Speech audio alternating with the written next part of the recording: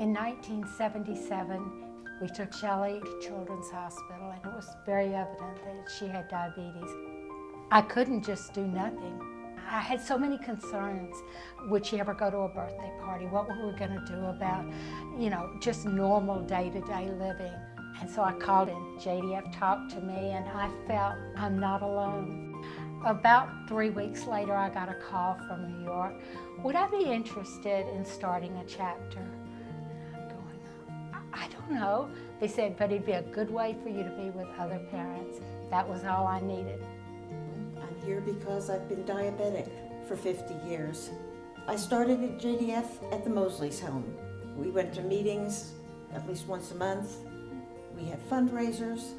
It was great fun in the early days.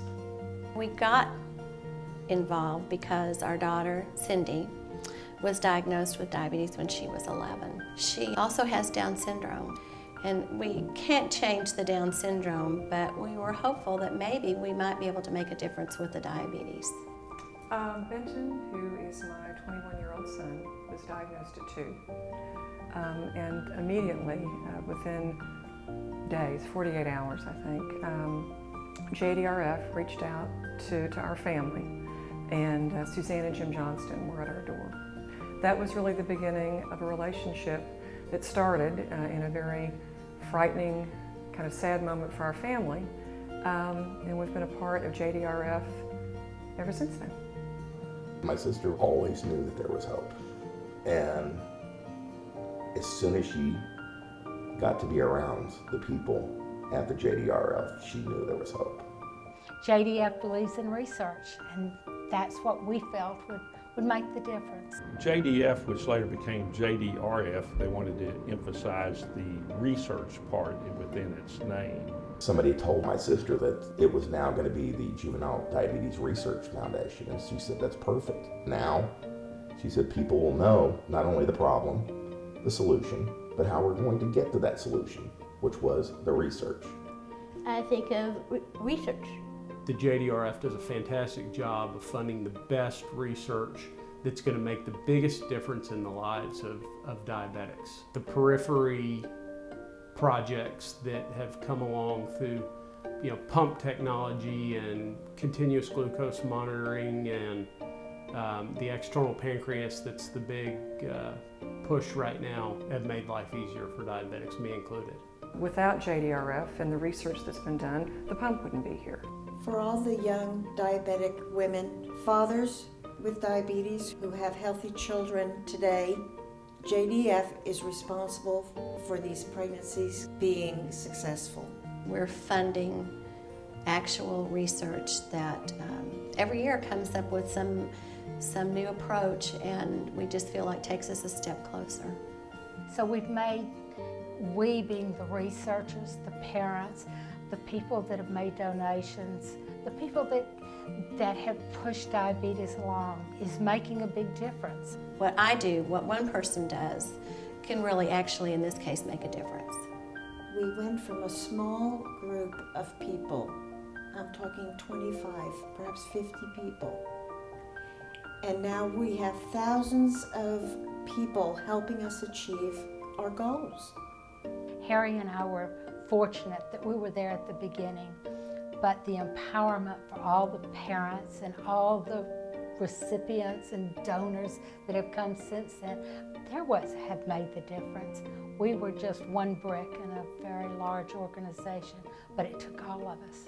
It took all of us to bring our talent and our ability to make a difference. I think the people that support JDRF in many ways are dreamers, and they don't give up, and they continue to dream of a cure, and they're not going to stop until we get there. I still want that cure. It's a tough goal line because you don't know when this is, always when you're there. I mean, we've heard things that we're close, we're this close, we're this close.